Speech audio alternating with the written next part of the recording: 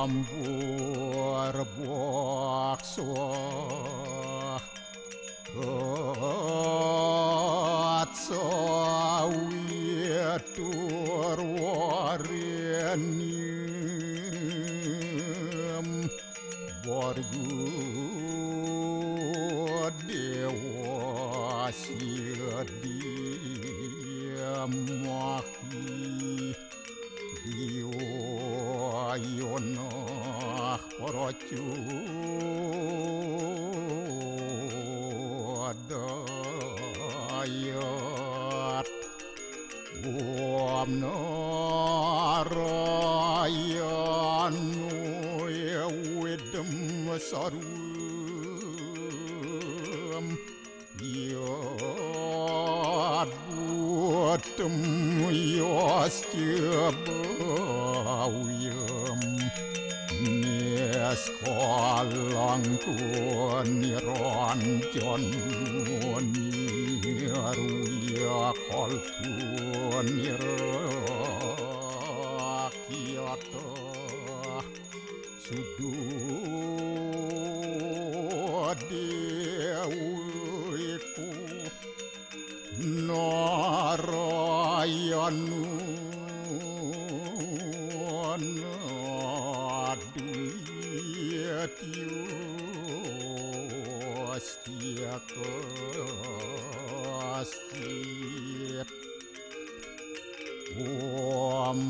Tuam siwah tuam dewa iya suara param suara warahma wisnu asya rudarasya warusah paryaki ratita ampapuham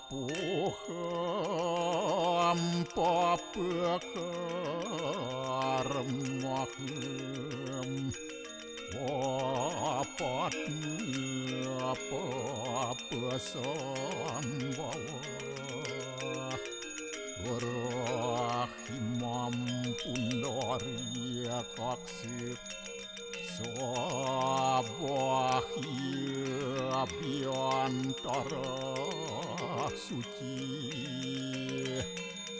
Om kesama dewa Suara perannya kita angkara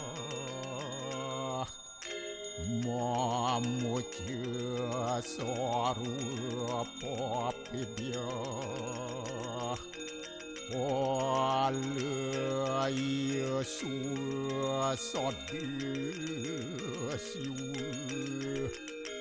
Om kesantauya kaiku dosa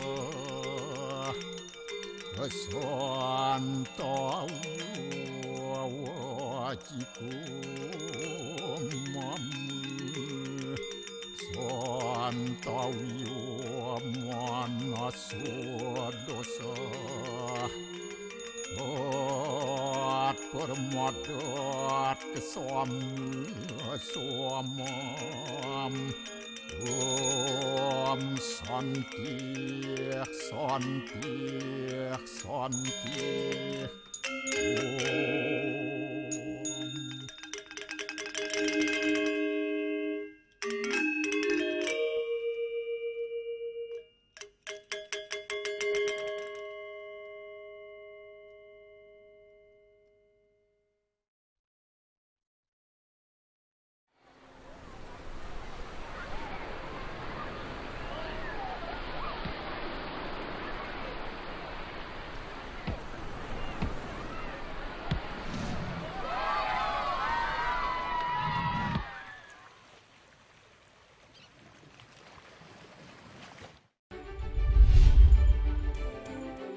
Polsek Rendang Karangasem melakukan patroli di area merah Gunung Agung.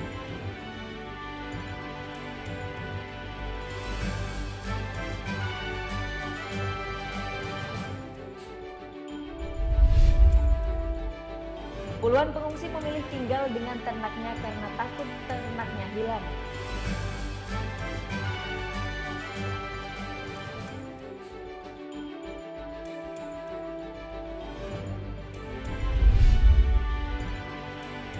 Pasangan suami istri pengungsi lanjut usia ini akhirnya berhasil dievakuasi setelah sebelumnya enggan mengungsi.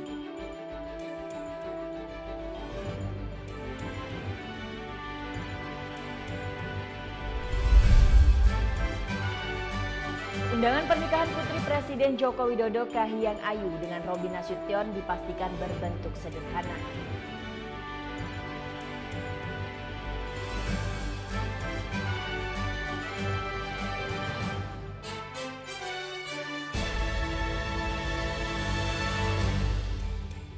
Om Swastiastu.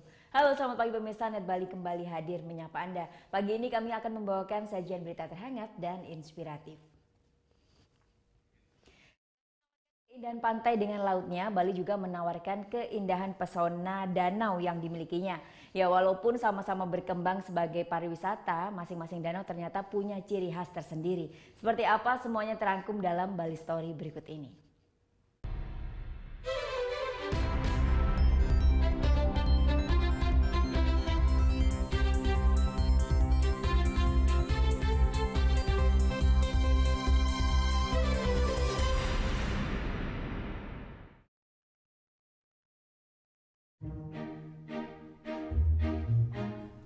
Pulau Bali dengan luas wilayah kurang dari 6.000 km persegi memiliki 4 buah danau besar. Keempat buah danau tersebut berlokasi di daerah pegunungan. 3 dari 4 buah danau berkumpul di kaldera besar, yakni kaldera Bedugul, dan 1 lagi di kaldera Gunung Batur. Yang pertama adalah Danau Batur yang terletak di Kintamani, Kabupaten Bangli. Nama Batur merujuk pada nama sebuah gunung yang ada di dekat danau, yakni Gunung Batur. Danau Batur memiliki luas 16 km persegi dengan kedalaman rata-rata 50 km. Danau Batur merupakan danau terluas di Pulau Bali. Pada tahun 2012 UNESCO menetapkan kawasan Danau Batur dengan Gunung Batur sebagai geopark dunia pertama di Indonesia. Geopark merupakan sebuah kawasan atau situs warisan geologi yang mempunyai nilai ekologi dan warisan budaya.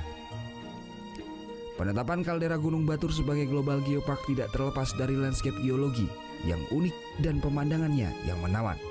Selain itu, dari sisi budaya, masyarakat di sekitar Gunung Batur pun menyajikan adat istiadat unik yang berhubungan dengan agama Hindu Bali. Salah satunya adalah adat istiadat pemakaman yang dilakukan di Desa Terunyan, Kintamani. Jika Danau Batur ditetapkan sebagai kawasan geopark, beda lagi dengan Danau Baratan yang berada di kawasan Bedugul, Kabupaten Tabanan. Danau Baratan ditetapkan sebagai salah satu dari 20 danau tercantik di dunia versi Huffington Post tahun 2013 lalu. Kecantikan Danau Baratan disandingkan bersama Danau Superior di Michigan, Westlake di China, dan Danau Kawaguchi di Jepang. Berbeda dengan 2 danau sebelumnya, Danau Buyan yang terletak di Desa Pancasari, Kecamatan Sukasada, Kabupaten Buleleng masih jarang dikunjungi wisatawan. Danau terluas kedua di Bali ini pemanfaatannya lebih mengacu kepada wisata alam. Danau ini juga masih sangat dilindungi sehingga tidak ditemukan but yang berkeliling di danau ini. Pemerintah telah menetapkan kawasan Danau Buyan menjadi kawasan taman wisata alam. Bukan hanya pada daerah danau saja, namun meluas sampai kawasan Danau Tamblingan. Di antara keempat danau yang ada di Bali, Danau Tamblingan merupakan danau yang paling kecil. Luasnya sekitar 1 km persegi dan memiliki kedalaman sekitar 23 meter. Pemandangan dan suasana di sekitar Danau Tamblingan sangat menggoda wisatawan. Danau Tamblingan terletak di lereng sebelah utara Gunung Lesung, kawasan Desa Munduk, Kecamatan Banjar, Kabupaten Buleleng.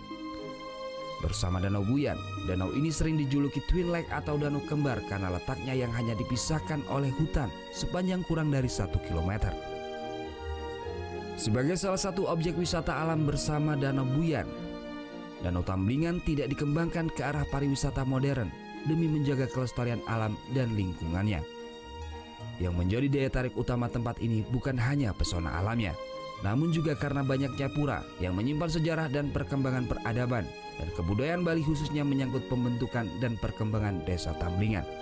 Terlepas dari fungsinya kini sebagai tempat wisata, keempat danau besar sangat berperan besar dalam menjaga kesuburan lahan pertanian di Bali. Danau Batur di Bangli sebagai sumber air di pegunungan dipercaya memberikan kesuburan wilayah Kabupaten Gianyar dan Klungkung. Sedangkan 3 danau di tengah-tengah Pulau Bali yakni Bratan, Buyan dan Tambelingan memberikan pasokan air untuk kawasan Tabanan, Badung dan Jembrana termasuk Buleleng.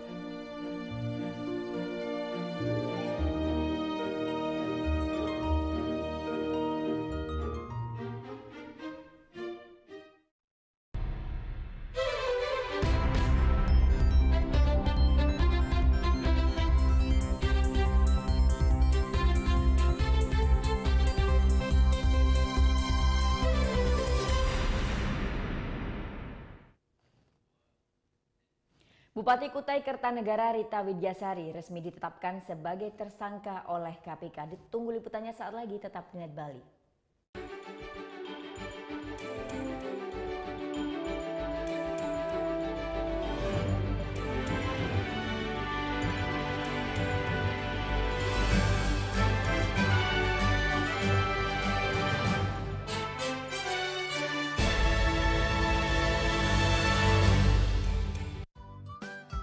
Kamu anak band,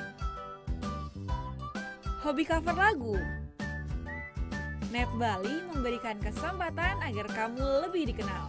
Caranya, kirimkan video musik atau covermu dan dapatkan kesempatan untuk ditayangkan di Net Bali. Info syarat dan ketentuan dapat dilihat di fanpage Facebook Net Biro Bali, Twitter @netbirobali, Instagram Net Bali Official. Awali keceriaan pagi Anda dengan ragam berita terkini. Selamat pagi. Sebuah pameran kuliner tahunan bertajuk Summer Food Fancy Show 2017 berlangsung di kota New York dan Pavilion Indonesia menawarkan sejumlah produk khas tanah air. Tentang itu salah satu poin penilaian dari Kucing Space kalau mereka ikut show. Kita lihat beberapa perkiraan cuaca di beberapa kota besar di Indonesia serta informasi menarik dan inspiratif yang dikemas dengan santai. Indonesia Morning Show hanya di Net. Bangun pagi bisa bikin tambah pintar. Bareng Andre Hesti bisa. Berbagai inovasi masa kini, seru-seruan di Fun Science hingga tips oi-oi. Pagi-pagi hanya di Net. Selamat pagi, berjumpa lagi bersama kami di Net 10. Informasi selanjutnya, kontingen Indonesia menampilkan beragam budaya seperti aksi pencaksilat dan juga tarian tradisional. Ini lengkap dengan pakaian adat Nusantara dalam perhelatan Karnaval Tropical de Paris. Tapi video berikutnya ini datang dari CJ Hasan Syamsuri. Hasan berbagi informasi tentang gua terbesar dan terpanjang se-Asia Tenggara. Sekian Net 10 pagi ini, saya Sheila Purnama. Dan saya Arsan Jaya, terima kasih dan selamat beraktivitas. Hello good people, welcome back on Entertainment News. Berikut lengkapnya untuk Anda ya. Sebarkan pengaruh positif tanpa gosip. Sajian fakta dunia hiburan dari dalam dan luar negeri. Ada Ryan Reynolds yang membocorkan lokasi syuting sequel film Deadpool. Artika Sari Devi yang sempat viral di media sosial karena berbelanja dengan menggunakan daster. Berikut ini di Entertainment News yang akan merangkum pernikahan oleh artis Indonesia hanya di Celebrity Countdown. Entertainment News hanya di Net.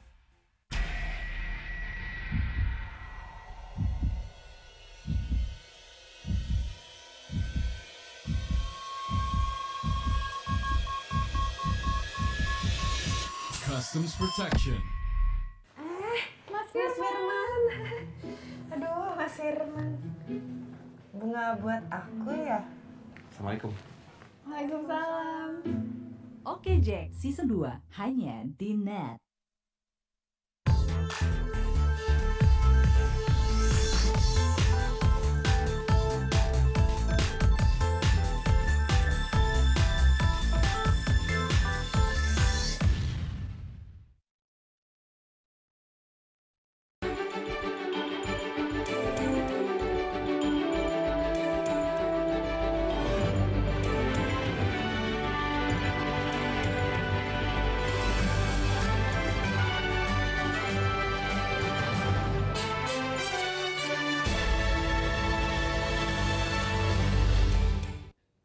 Bupati Kutai Kertanegara Rita Widyasari resmi ditetapkan sebagai tersangka oleh KPK. Selasa malam KPK juga telah resmi menggeledah kantor pemerintah Kabupaten Kutai Kertanegara. Selasa malam Ketua Komisi Pemberantasan Korupsi Agus Raharjo membenarkan penetapan status tersangka pada Rita Widyasari, Bupati Kutai Kertanegara periode 2010-2015 dan periode 2016-2021. Penetapan status tersangka ini setelah adanya pengembangan proses penyelidikan yang dilakukan KPK beberapa waktu lalu. Belum lama. Ini operasi tangkap tangan atau dari Bukan operasi tangkap tangan. Jadi ini kalau sudah ditetapkan tersangka, kita punya hak paksa antara lain melakukan penggeledahan, penyitaan dan yang lain. Sementara usai penggeledahan lebih dari 10 jam, Selasa malam penyidik KPK keluar dari gedung pemerintah Kabupaten Kutai Kertanegara, Kalimantan Timur. Di bawah pengawalan ketat polisi, penyidik KPK membawa sejumlah dokumen. Dokumen yang diambil sebagian besar berupa surat perizinan yang dikeluarkan Pemkab Kutai Kertanegara. Ya, dokumen macam-macam saya lihat, itu semua yang dilihat, yang didapat mereka itu dibawa. Terkait kasus apa nih Pak? Bisa dijelaskan Pak? Kalau kasus nggak jelas juga, dia nggak menyampaikan dengan kita, cuma mencari dokumen. Selain penggeledahan, penyidik KPK juga meminta keterangan beberapa pejabat setingkat kepala bagian. Bupati Kutai Kertanegara Rita Widyasari ditetapkan sebagai tersangka dugaan penerima gratifikasi. Selain Rita, Komisaris PT Media Bangun Bersama, Khairuddin juga terjerat dalam kasus dugaan gratifikasi ini. Hingga saat ini penyidik KPK sudah menyita sejumlah uang dalam pecahan dolar dan 4 mobil mewah sebagai barang bukti. Tim Liputan melaporkan untuk NET. Rita Widyasari merupakan bupati perempuan pertama di Indonesia. Ia menang mutlak pada Pilkada Kabupaten Kutai Kartanegara yang dilaksanakan serentak di akhir tahun 2015 lalu. Bupati dan Wakil Bupati Berau. Rita Widyasari adalah putri dari Bupati Kutai Kartanegara terdahulu, Syaukani HR. Sama seperti sang ayah, Rita dijadikan tersangka oleh KPK pada detik-detik pemilihan Gubernur Kalimantan Timur. Rita terpilih menjadi Bupati Kukar selama 2 periode, yakni 2010-2015 dan 2016-2021. Pada periode kedua, Rita berpasangan dengan Edi Namansyah. Meski maju melalui jalur independen, Rita menang mutlak, meraih 89% suara. Perolehan ini pun disebut-sebut mencatatkan rekor di Museum Rekor Indonesia. Optimis dengan hasil saat itu, Rita didapuk menjadi calon tunggal dari Partai Golkar menuju pemilihan Gubernur Kaltim. Bupati perempuan pertama di Indonesia ini juga dinilai berprestasi karena banyaknya penghargaan yang diperoleh. Salah satunya menerima tanda kehormatan Satya Lancana Karya Bakti Praja Nugraha yang diberikan langsung oleh Presiden RI Joko Widodo April 2015. Ia juga menerima penghargaan sebagai 71 Indonesia Inspiring Woman 2016 oleh majalah Women's Obsession. Sederet dengan Presiden kelima Megawati Soekarno Putri, Ibu Negara Iriana Jokowi, hingga Menteri Kelautan dan Perikanan Susi Pujiastuti. Bahkan rencananya Rabu ini Rita akan menerima penghargaan sebagai Bupati Anti Korupsi dari Badan Peneliti Independen Kekayaan Penyelenggaraan Negara dan Pengawasan Anggaran Republik Indonesia. Namun sehari sebelum menyabet gelar tersebut, Komisi Pemberantasan Korupsi justru menyematkan status tersangka karena diduga menerima gratifikasi atau hadiah. Tim Liputan melaporkan untuk NET. Presiden Joko Widodo telah bertemu dan mendapat penjelasan dari Panglima TNI terkait pembelian 5.000 pucuk senjata. Sementara itu Polri mengaku pembelian 15.000 senjata api telah disetujui. Polemik pernyataan Panglima TNI Gatot Nurmantio terkait pembelian 5.000 senjata ilegal terus bergulir. Presiden Joko Widodo mengungkap Panglima sudah memberikan penjelasan terkait pernyataannya. Tadi malam setelah dari mana? Saya dari Bali, sudah bertemu dengan saya di Halim, sudah dijelaskan dan saya kira penjelasan dari Menko Polhukam sudah jelas ya. Kira-kira itu. Jadi saya kira tidak usah saya ulang lagi.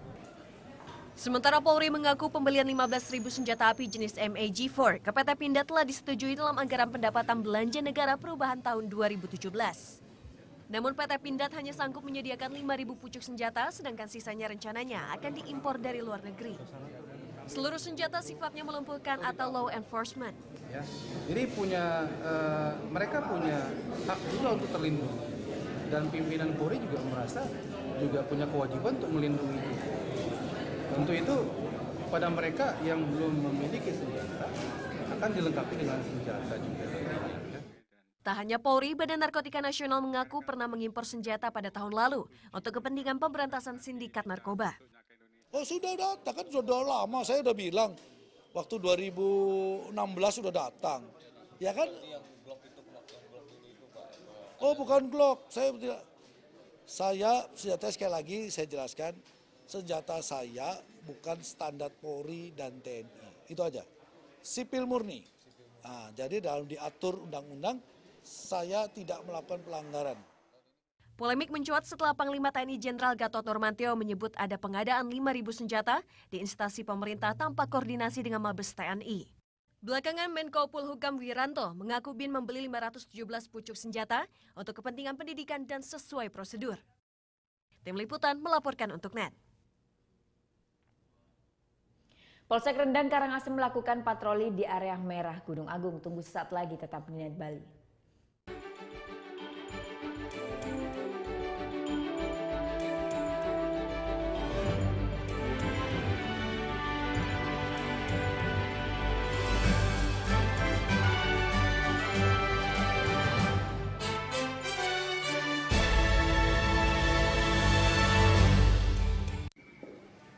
Bagaimana anak-anak? Ada yang tahu? Anime. Gosip Indonesia.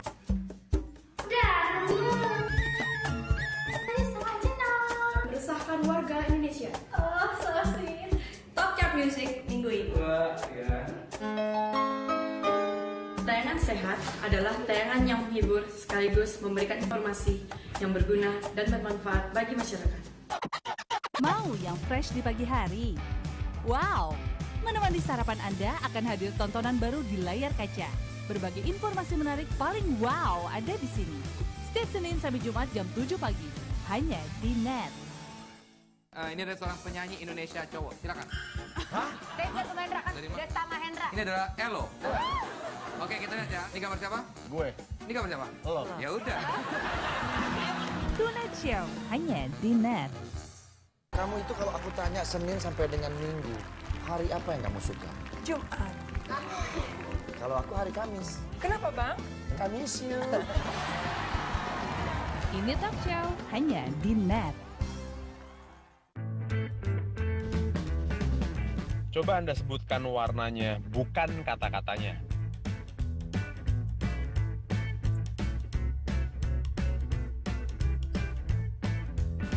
Yakin Anda menyebutkan warna dan bukan membaca kata-katanya? Menurut J. Ridley Stroop, otak manusia akan lebih cepat untuk membaca kata-kata daripada melihat warna dan menyebutkannya. Temukan fakta menarik lainnya dalam Lintas Imaji.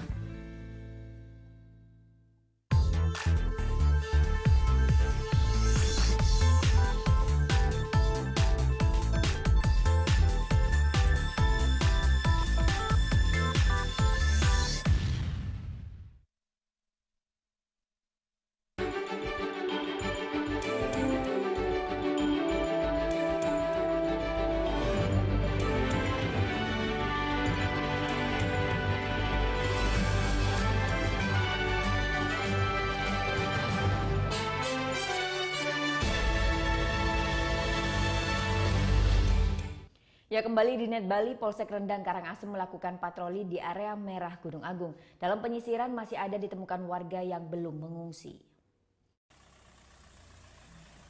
Rabu malam, Kepolisian Sektor Rendang Karangasem melaksanakan patroli di seputaran zona merah Gunung Agung.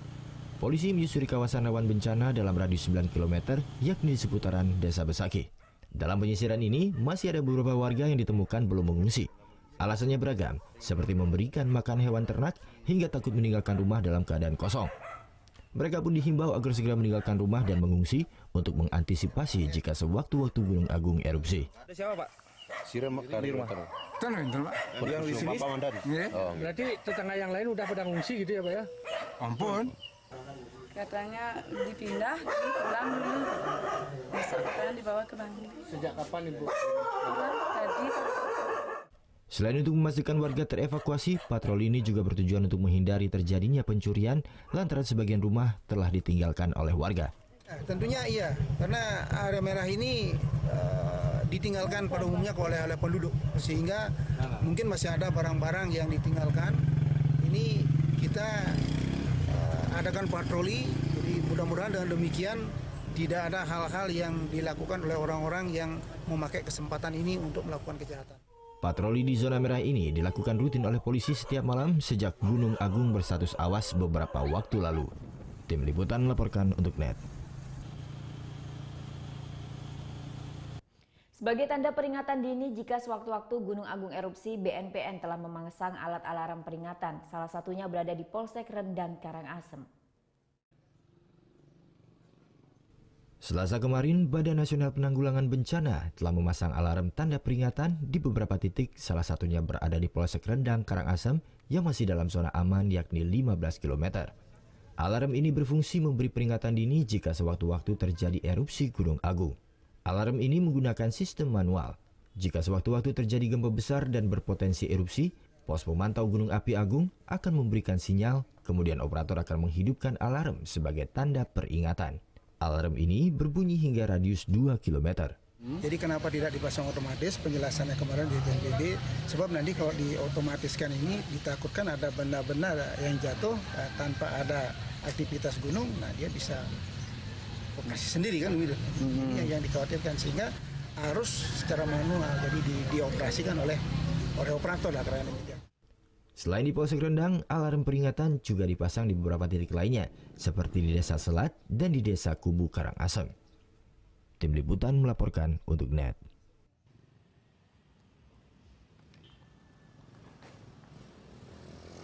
Selain ke posko pengungsian, warga lereng Gunung Agung kini mengungsi ke sejumlah rumah-rumah penduduk di luar kawasan rawan bencana.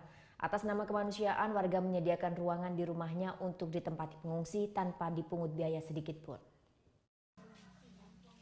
Seperti inilah suasana di sejumlah rumah warga sekitar kawasan rawan bencana Gunung Agung, Bali beberapa pekan belakangan. Lebih ramai dari biasanya karena tak lagi hanya keluarga inti. Beberapa rumah juga kini dihuni warga lereng Gunung Agung yang mengungsi.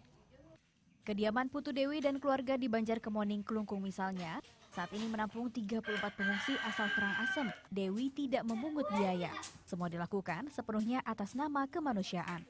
Misalnya karena kosong, ya kita berikan, biarpun di luar gitu, di teras, kita berikan isi karpet, mantel. Ya karena itu, jangan juga kemanusiaan gitu. Kita nggak bisa memberikan apa ya, tempat kita berikan.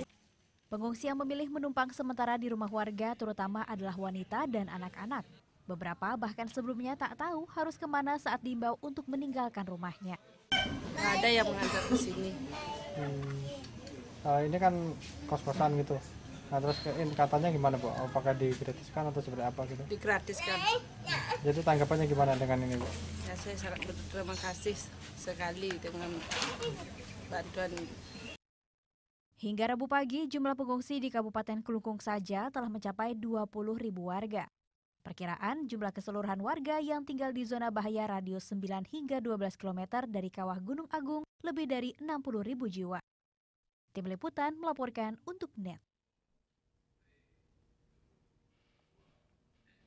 Sebanyak 68 pengungsi di Desa Bukti memilih tinggal bersama puluhan ternak sapinya di posko pengungsian. Para pengungsi ini memilih tinggal bersama ternaknya agar ternak miliknya tidak hilang dan gampang untuk mengurusnya. Puluhan warga Desa Deku, Kecamatan Kubu Karangasem ini memilih tinggal bersama kurang lebih 70 ternak sapinya di satu areal pengungsian di Desa Bukti, Kecamatan Kubu Tambahan, Buleleng. Para pengungsi ini enggan tinggal di posko pengungsian di Desa Lestejakula lantaran takut tidak bisa mengurus ternak sapinya yang dibawa mengungsi. Ketut Pica mengaku jika mengungsi di tenda yang telah disediakan, dirinya khawatir sapinya hilang dan susah untuk mengurus puluhan sapinya. Tidak hanya itu, jika mengungsi di tenda, ia pun bersama sanak saudaranya akan tambah stres. Meskipun tinggal bersama sapinya, Ketut pun tidak khawatir akan terjangkit penyakit yang ditularkan hewan. Kalau pikiran dan tujuan saya dan teman-teman saya ini itu takutnya kalau di rumah saya itu kan agak takutnya hilang itu. Saya melindungi binatang saya itu supaya aman itu. Harganya murah. Harganya murah itu. Kalau seharga sapi 10 juta bisa ditawar 5 juta, itu kan kasihan binatang saya. Jebol harganya itu. Bapak sendiri tidak berpikir untuk cari kerja gitu? Ya kalau sekarang masih betah nggak, baru beberapa hari ini karena saya Nah, itu untuk antar anak, untuk mendaftarkan anak ke sekolah. Kalau nanti sih ya sekian bulan sudah di sini di dalam pengungsian, saya pengen cari kerja. Para pengungsi ini tidak hanya bisa mengurus ternaknya, namun mulai beraktivitas untuk mencari kerja. Salah satunya Nengah Parianta ini. Ia bersama istrinya mencari daun pandan di kawasan desa Jagaraga Buleleng. Daun pandan ini pun nantinya akan diolah menjadi kerajinan rambut barong yang dijual ke Kabupaten Gianyar. Aktivitas ini mulai dilakukan untuk menghilangkan rasa stres saat mengungsi. Karena kegiatan lain kan tidak ada ini. Oh, nah. Cuma pelihara ternak ini aja dah. Siangnya dah tidur terus itu stres jadinya. Ini ngilangin stres. Biar ada kegiatan. Sementara itu, menurut Sekretaris Desa Bukti, para pengungsi yang tinggal bersama ternaknya ini akan direlokasi di wantilan milik si Mantri Desa Bukti. Sehingga warga yang membawa anak balita serta wanita hamil agar lebih jauh dari ternak sehingga tidak terserang penyakit. Jumlah pengungsi Gunung Agung dari Kecamatan Kubu yang mengungsi ke Buleleng sudah mencapai 10.960 jiwa. Seluruh pengungsi ini tersebar di 8 desa di Kecamatan Tejakula dan Kubu Tambahan Buleleng. Putu Wijana melaporkan untuk NET. Sejak berada di pengungsian, warga tidak bisa bekerja dengan normal. Karena bekal semakin menipis, pengungsi pun terpaksa menjual hewan peliharaan. Sejak Gunung Agung berstatus awas, praktis warga yang dievakuasi tidak bisa melakukan aktivitas ataupun bekerja dengan normal.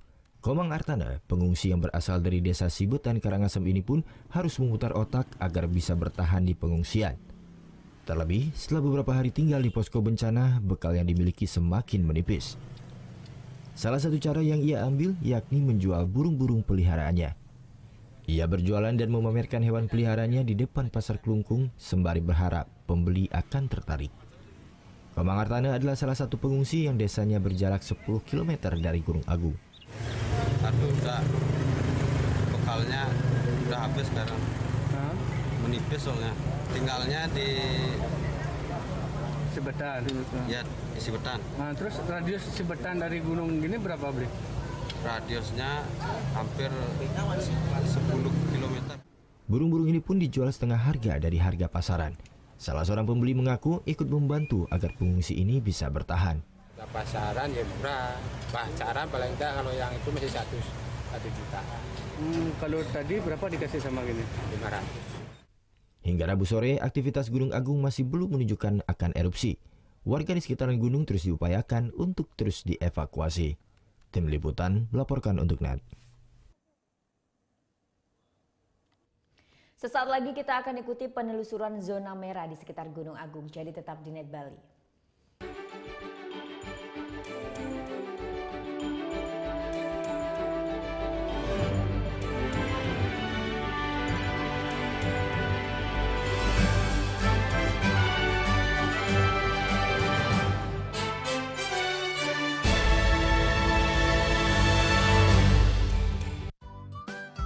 Kamu anak band? Hobi cover lagu? NET Bali memberikan kesempatan agar kamu lebih dikenal. Caranya, kirimkan video musik atau covermu dan dapatkan kesempatan untuk ditayangkan di NET Bali. Info syarat dan ketentuan dapat dilihat di fanpage Facebook NET Biro Bali, Twitter @NETBiroBali, Instagram NET Bali Official. Ini ada seorang penyanyi Indonesia cowok, silakan. Desa Mahendra kan? Desa Mahendra. Ini adalah Elo. Oke, kita lihat ya. Ini gambar siapa? Gue. Ini gambar siapa? Lo. Ya udah. Tonight Show hanya di NET. Kamu itu kalau aku tanya Senin sampai dengan Minggu, hari apa yang kamu suka? Jumat. Kalau aku hari Kamis. Kenapa, Bang? Kamis yuk. Ini Talk Show hanya di NET. Mau yang fresh di pagi hari? Wow! Menemani sarapan Anda akan hadir tontonan baru di layar kaca. Berbagai informasi menarik paling wow ada di sini. Setiap Senin sampai Jumat jam 7 pagi. Hanya di NET. Coba Anda sebutkan warnanya, bukan kata-katanya.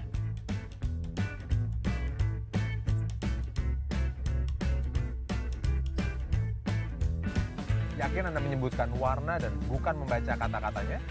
Menurut J. Redley Stroop, otak manusia akan lebih cepat untuk membaca kata-kata daripada melihat warna dan menyebutkannya. Temukan fakta menarik lainnya dalam Lintas Imaji.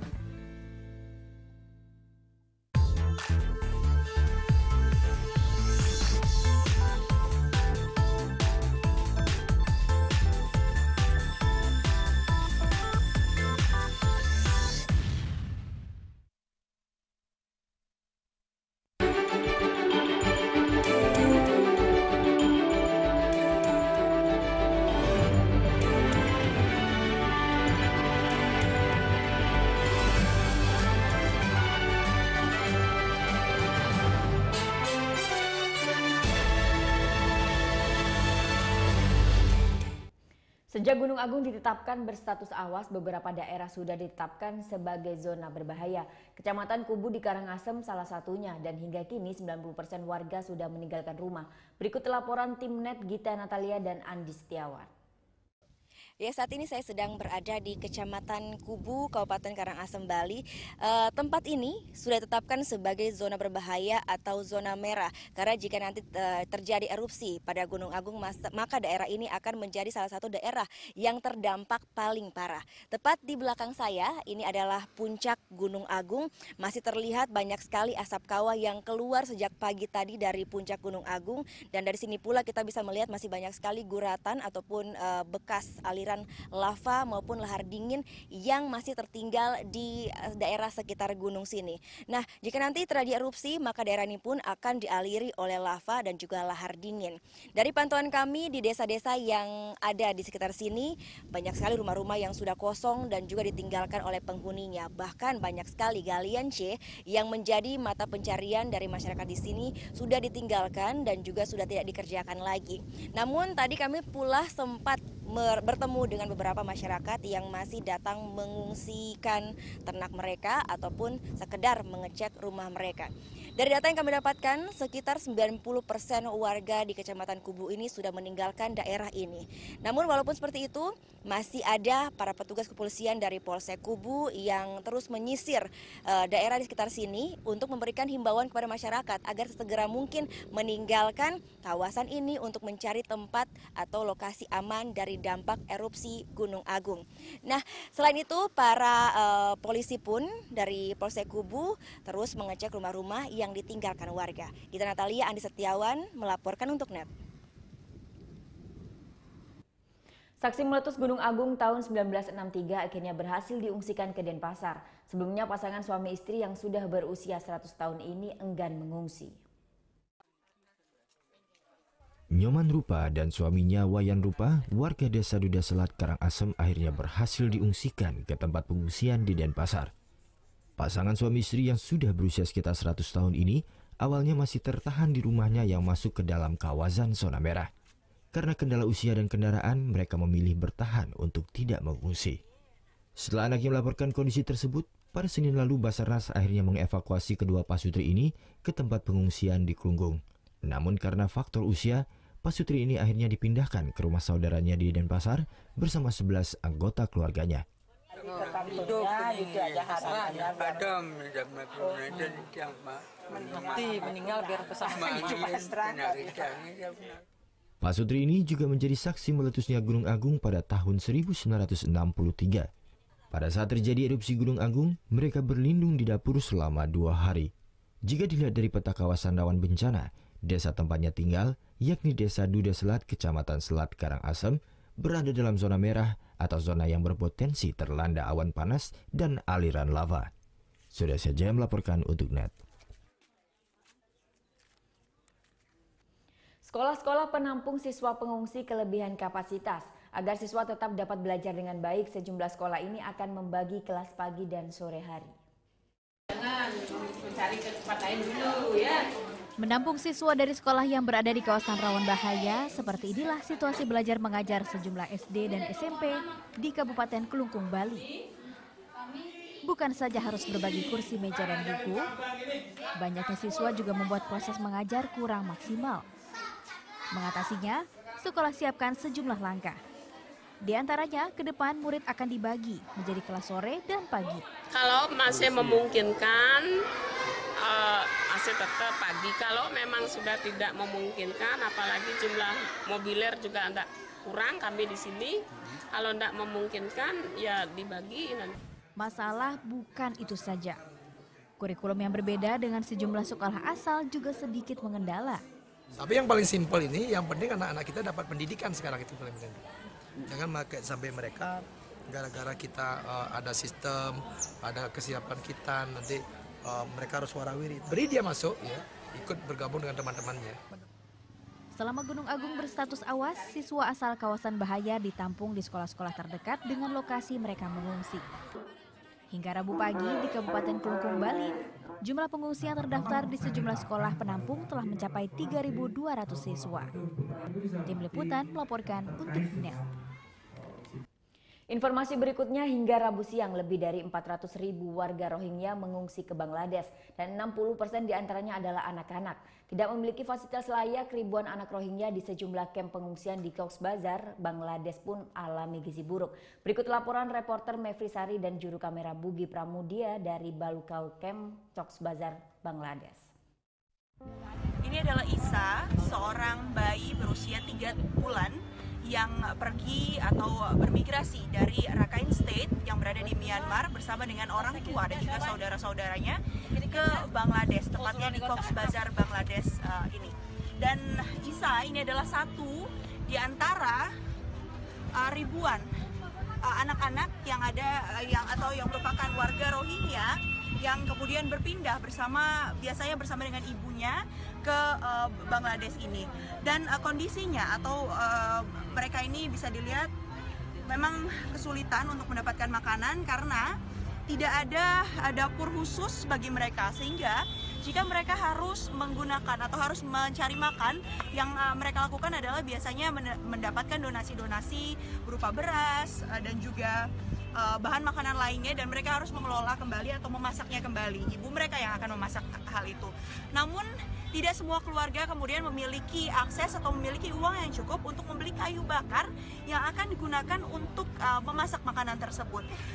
Dan tidak adanya bantuan berupa atau jarangnya bantuan berupa makanan jadi, ini juga menyulitkan mereka untuk mendapatkan makanan sehari-hari. Apalagi makanan-makanan tersebut pun gizinya belum diketahui apakah tercukupi atau tidak.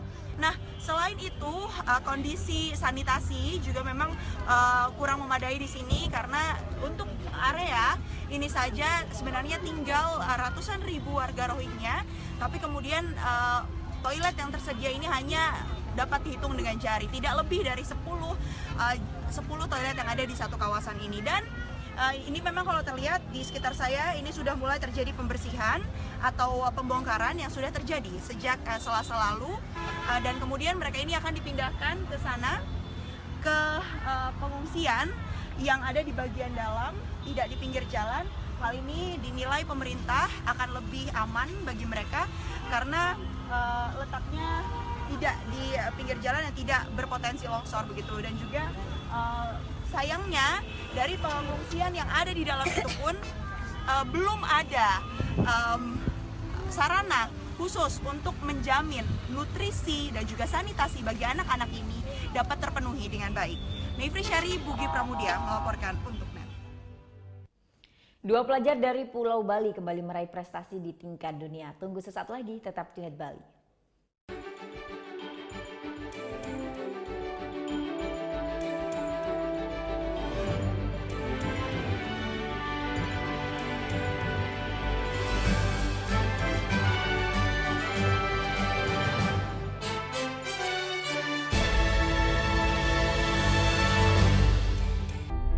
Kita telah diwariskan sebuah rumah besar yang bernama Negara Kesatuan Republik Indonesia, yang dibangun melalui proses perjuangan darah dan air mata dan mengorbankan jiwa raga para kusuma bangsa, yang dibangun atas dasar 4 konsensus dasar bernegara, yaitu Pancasila, Bhinneka Tunggal Ika, Undang-Undang Dasar 1945, dan NKRI. Munculnya gerakan-gerakan yang ingin mengganti yang mengkhianati 4 konsensus dasar itu, yang ingin meruntuhkan rumah besar kita, apakah akan kita biarkan rumah besar kita runtuh? Tidak. Untuk itu, mari kita setia membela dan menjaga Pancasila. Karena Pancasila, dasar negara yang menjadi jiwa, kepribadian, pemersatu bangsa. Bangun pagi bisa bikin tambah pintar. Bareng Andre Hesti bisa. Berbagai inovasi masa kini, seru-seruan di Fun Science. Hingga tips oi-oi. Pagi-pagi hanya di Net. Kamu itu kalau aku tanya Senin sampai dengan Minggu, hari apa yang kamu suka? Jumat. Kalau aku hari Kamis. Kenapa, Bang? Kamis yuk. Ini talk show hanya di Net. Mau yang fresh di pagi hari? Wow, menemani sarapan Anda akan hadir tontonan baru di layar kaca.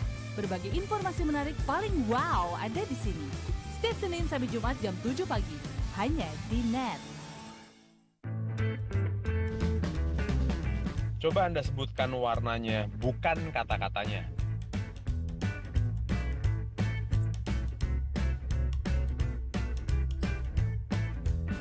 Yakin Anda menyebutkan warna dan bukan membaca kata-katanya? Menurut J. Redley Stroop, otak manusia akan lebih cepat untuk membaca kata-kata daripada melihat warna dan menyebutkannya. Temukan fakta menarik lainnya dalam Lintas Imaji.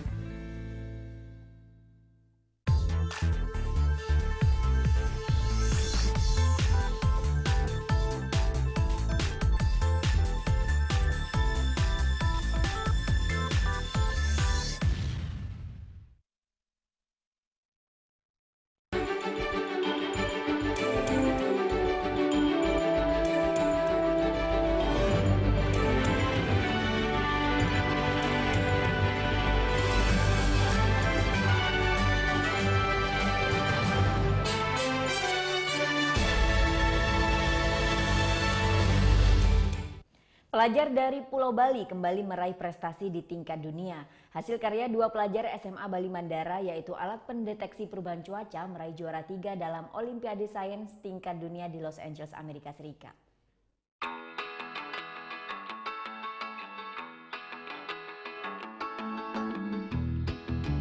Dua pelajar SMA Bali Mandara, yakni Madera Dikia Prasanta dan Bagus Putu Satria Swarima Putra, meraih prestasi di tingkat dunia dengan alat yang diciptakannya, yaitu alat untuk mendeteksi perubahan cuaca. Alat ini pun mampu dipantau lewat smartphone dengan jarak 10 km. Dua siswa ini meraih juara 3 dunia dalam kompetisi Olimpiade Sains yang digelar di Los Angeles, Amerika Serikat 3 bulan yang lalu. Pada saat itu, dua pelajar ini kalah dari 2 negara pesaing, yakni Jerman serta tuan rumah Amerika Serikat. Namun patut berbangga, 2 putra bulalang ini pun mampu menyisihkan negara pesaingnya seperti Jepang dan Rusia. Setelah mendapatkan juara 3 dunia, 2 siswa ini pun mendapatkan penghargaan dari Kementerian Pendidikan berupa kartu KIP yang diserahkan Selasa kemarin oleh Presiden Joko Widodo. 2 siswa ini pun berharap setelah lulus dari tingkat SMA bisa melanjutkan pendidikan di perguruan tinggi dengan gratis. Karena alat ini bisa dibawa kemana-mana dan jangkauannya berbeda, yaitu alat yang kami ciptakan ini yaitu khusus memberikan informasi cuaca pada radius 10 km. Dari saya sendiri akan melanjutkan ke perguruan tinggi. Saya akan mencari jurusan di bidang IT atau di bidang teknik, karena saya akan menggeluti ke bidang teknik, utamanya itu teknik telekomunikasi dan teknik komputer. Misalnya saya akan menggeluti itu, baik itu universitas yang saya cari yang pertama itu ITB, dan maupun beberapa universitas di luar negeri nantinya. Sampai saat ini ada beberapa universitas, tetapi untuk universitas negeri itu belum ada. Ada beberapa universitas swasta baik itu di Jakarta maupun di Bali yang sudah menawarkan kami berdua untuk memasuki universitas tersebut melalui jalur prestasi yang telah kami dapat. Komponen utama alat ini adalah microcontroller Arduino sebagai pendeteksi suhu lingkungan sekitar. Sementara untuk sumber daya kelistrikannya, 2 siswa ini menggunakan power bank dengan 3 lampu LED dan LCD kecil sebagai layar sensor. Alat ini juga dilengkapi alarm sebagai petunjuk akan turun hujan. Alat yang diciptakan 2 siswa SMA Negeri Bali Mandara ini bisa menjadi panduan bagi petani untuk mengetahui cuaca untuk bercocok tanam. Menurut guru pembimbing bahwa setelah menjuarai di tingkat nasional, alat BMKG Mini pun banyak dirubah agar lebih canggih, mulai dari jarak pantauan serta pengendalian alat tersebut. berencana akan ada penandatanganan MOU dengan STIMI Primakara Denpasar, sehingga untuk mendapatkan nanti MOU kerjasama ini terkait dengan proses pendanaan, apa yang bisa kita lakukan nanti untuk terkaitan supaya alat ini benar-benar bisa diproduksi secara massal dan bisa dipasarkan dan akhirnya bisa sampai ke masyarakat untuk bisa diimplementasikan. Rencananya, alat BMKG Mini ini akan dikembangkan oleh pihak swasta agar bisa bermanfaat bagi para petani di Bali untuk mengetahui cuaca di saat bercocok tanam. Putu Wijana melaporkan untuk NET. Balai Monitor Spektrum Frekuensi Radio kelas 2 Denpasar peringati Hari Bakti Postel ke-72. Peringatan ini untuk mengenang perjuangan Angkatan Muda PTT saat pengambil alih jawatan pos telegraf dan telepon dari kekuasaan Jepang. Balai Monitor Spektrum Frekuensi Radio kelas 2 Denpasar, Rabu pagi melaksanakan upacara peringatan Hari Bakti Postel ke-72. Peringatan yang berlangsung di halaman kantor RRI ini diikuti oleh komunitas komunikasi dan informatika yang terdiri dari lembaga penyiaran, penyelenggara layanan telekomunikasi, lembaga pemerintah, dan penggiat telekomunikasi lainnya. Kali ini peringatan mengambil tema kerja bersama mewujudkan masyarakat digital Indonesia. Tema tersebut sesuai dengan kondisi saat ini, di mana Indonesia telah menjadi bukti nyata komunitas digital mengubah banyak sektor kehidupan manusia.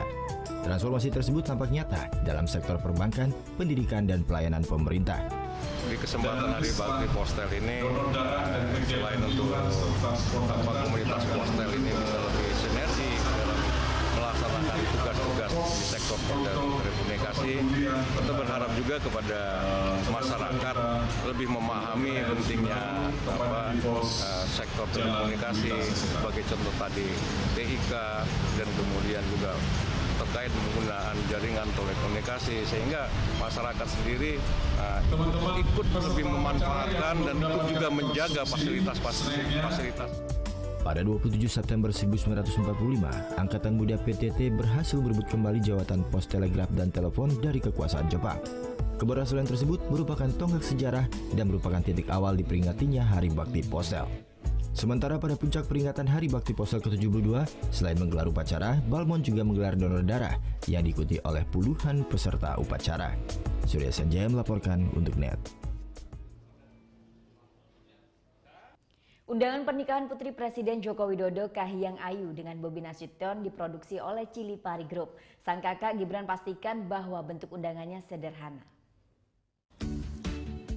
Undangan pernikahan Putri Presiden Joko Widodo Kahiyang Ayu dengan Bobi Nasution dipercayakan pada grup Cilipari. Tak sebatas undangan, perusahaan milik kakak kandungnya Gibran Rakabuming Raka ini memang dipercaya menangani semua kebutuhan pelaksanaan pernikahan Kahiyang. Sang kakak Gibran hanya menyebut undangan tersebut berbentuk sederhana. Gitu seperti hampir mirip punya saya. Lutu merah, ada rumahnya, satu halaman aja. Punyanya ayam malah di situ. Bukan saya lipat-lipat. Punyanya ayam cuma satu lembar. Bahannya sama juga. Sama lutu merah. Pernikahan Putri Presiden Joko Widodo Kahiyang Ayu dengan Bobi Nasution akan dilaksanakan 8 November 2017 dengan konsep adat Jawa lengkap. Sehari sebelum resepsi digelar akan dilaksanakan siraman di kediaman Presiden Joko Widodo di Solo, Jawa Tengah. Angga Eka melaporkan untuk NET. Festival Korea 2017 telah digelar pekan lalu. Sejumlah acara digelar mulai dari lomba Korean Dance hingga aneka macam produk Korea bisa didapatkan di sini. Penasaran seperti apa? Berikut liputannya. Masyarakat Indonesia memang dekat dengan budaya Korea, khususnya Korea Selatan. Budayanya, tempat wisatanya, kulinernya, hingga artis-artis Koreanya banyak dikenal pencinta Korean drama di Indonesia.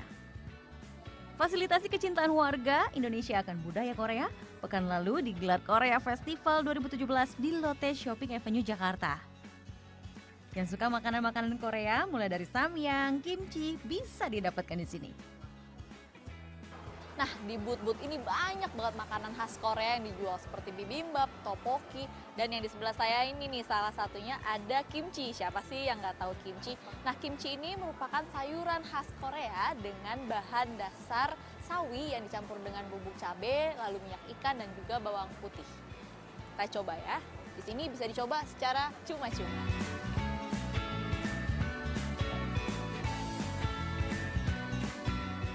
Dan harganya satu bungkus 23.000 ya Mbak ya? 23.000 aja, murah kan? Kasih ya Mbak. Dan yang menarik perhatian lainnya tentu lomba Korean Dance yang digelar. Pesertanya ada 5 grup.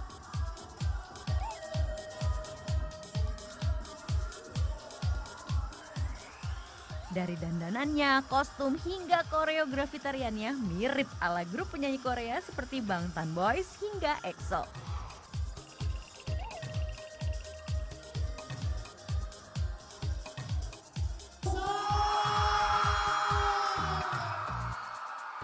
Dan lomba Korean Dance ini dimenangkan oleh grup asal Bandung, Poison, dan mereka berhak mendapat hadiah uang sebesar 7 juta rupiah. Festival ini jadi upaya mengenalkan budaya Korea, tak terkecuali budaya kontemporer Korea. Orang Indonesia mengenal Korea lewat dramanya. Selain dramanya juga kita ingin mengenalkan sisi tradisional Korea juga. Selain itu juga yang paling penting buat saya itu adalah turismenya. Saya ingin mengajak masyarakat Indonesia untuk berkunjung ke Korea.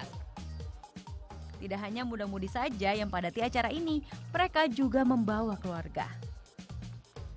Nah, kalau yang satu ini, stand yang selalu ada di semua festival budaya Korea dan selalu ramai dan panjang antreannya. Saya mau ikut coba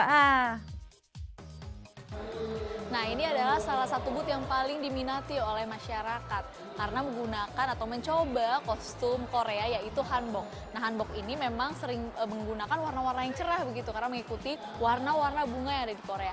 Dan masih sering digunakan oleh warga Korea itu di event-event besar seperti Tahun Baru. Lashimanayo, Kamsahamnida. Dina Gurning, Marcelus Agung melaporkan untuk Net.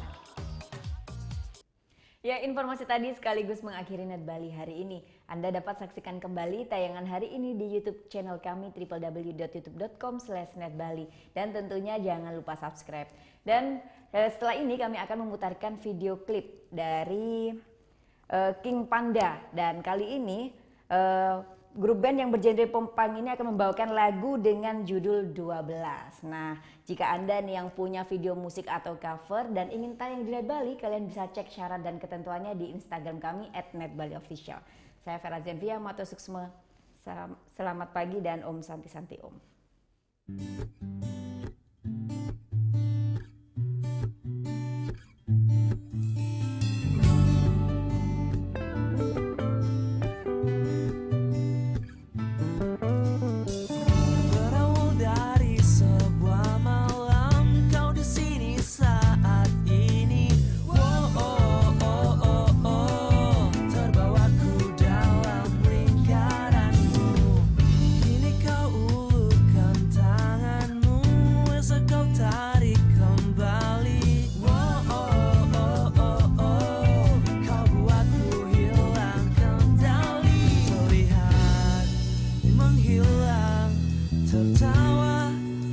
Sebab dan telah kau buatku menunggu.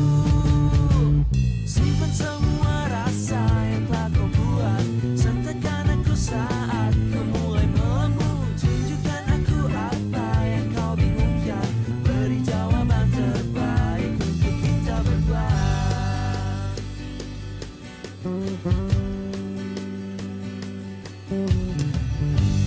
Kau yang telah buatku selalu resah, kau buatku tersenyum sendiri. Kau buatku susah memejamkan mataku. Takkan ku biarkan semua ini mengambil alih tingkat sadarku. Akankah kau jadi milikku? Terlihat menghilang, tertawa tanpa sebab, dan telah kau buatku menunggu. Simpan semua rasa